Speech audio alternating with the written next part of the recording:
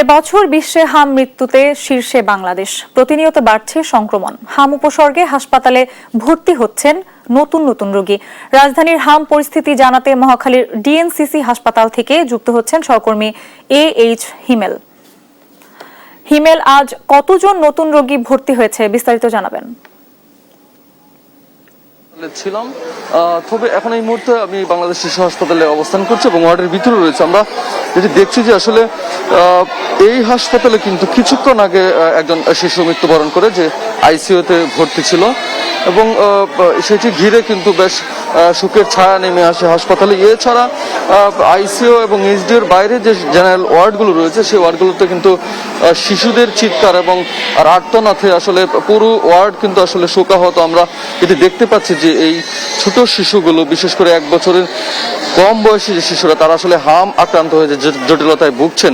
দীর্ঘদিন যাবৎ হাসপাতালে কিন্তু চিকিৎসা নিয়ে যাচ্ছেন। এই হাসপাতালে গত 24 ঘন্টায় 16 জন নতুন রোগী ভর্তি হয়েছে এবং কিছুক্ষণ আগে একজন মারা গিয়েছে, এবং এখনো 100-এর উপর রোগী কিন্তু এই হাসপাতালে ভর্তি রয়েছে। আপনি যেটি বলছিলেন ডিএনসিসি হাসপাতাল মহাখালী, সেখানে আমরা যেটি দেখেছি যে 100-এর উপরে রোগী কিন্তু সেখানে ভর্তি রয়েছে, এবং সেখানেও তো মহাখালী ডিএনসিসি হাসপাতালেও কিন্তু 400-এরও অধিক শিশু কিন্তু এখনো হামে আক্রান্ত হয়ে ভর্তি রয়েছে এবং চিকিৎসাধীন চলছে। তবে আমরা যেটি দেখছি যে সব ওয়ার্ডগুলোতে যে হাম আক্রান্ত রোগীরা যারা রয়েছে, তাদেরকে কিন্তু সুচিকিৎসা দেওয়ার জন্য নার্স থেকে শুরু করে স্বাস্থ্যকর্মী যারা রয়েছেন, তারা কিন্তু অনবরত কাজ করে যাচ্ছেন। এবং আমরা যেটি দেখছি যে এই হাসপাতালগুলোতে বিশেষ করে স্বজনদের, রোগীদের নিয়ে আসার পর যে স্বজনদের যে আসলে কষ্ট, অর্থাৎ আপনি জানেন যে ওয়ার্ডগুলো বিশেষ করে যেহেতু ছোট বাচ্চা, সেই ক্ষেত্রে কিন্তু মায়েরা কিন্তু বেশি অবস্থান করেন, এবং সেই ক্ষেত্রে কিন্তু আসলে পুরুষরা খুব বেশি ওয়ার্ডগুলোতে থাকতে পারে না, যার কারণে আসলে স্বজন যারা রয়েছে, মা যারা রয়েছেন, তাদের আসলে ভোগান্তিও কিন্তু কম আমরা দেখতে পাচ্ছি না।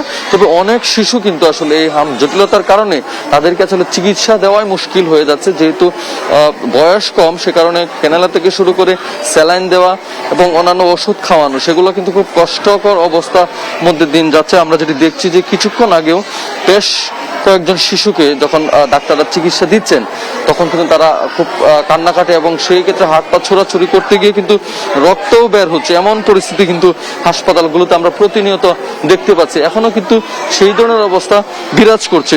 বলা যায় যে শুধু এই হাসপাতাল, রাজধানীর হাসপাতালগুলোতে নয়, সারা দেশে যেখানে যেখানে হামের রোগীরা ভর্তি রয়েছে, সব জায়গায় কিন্তু আসলে এখনো রোগীর চাপ রয়েছে, এবং হামের যে আসলে অনিয়ন্ত্রিত অবস্থা, সেটি কিন্তু এখনো বিরাজমান রয়েছে। এবং এই ছোট কোমলমতি শিশুরা, তাদের অক্সিজেন দেওয়া হচ্ছে, যেহেতু শ্বাসকষ্টের জনিত নিউমোনিয়া সংক্রান্ত বিষয়গুলো আসলে বেশি আক্রমণ করছে শিশুদের, সেই ক্ষেত্রে কিন্তু এই শ্বাসকষ্টের বিষয়গুলো কিন্তু আসলে শিশুদের বেশ জটিলতায় দেখতে পাচ্ছি আমরা। এবং এই শুধু শিশু হাসপাতাল নয়, রাজধানীর অন্যান্য হাসপাতালেও কিন্তু আসলে শিশুদের দুর্ভোগ, আসলে হামে আক্রান্ত যারা হয়েছেন, তাদের আসলে দুঃখের শেষ নেই বলা যায়। এবং এখন পর্যন্ত রোগীদের চাপ রয়েছে, এবং গত 66 দিনে কিন্তু 488 জন শিশু হামে আক্রান্ত হয়ে মারা যায়। রাজধানীর শিশু হাসপাতাল থেকে হামের এই ছিল সর্বশেষ।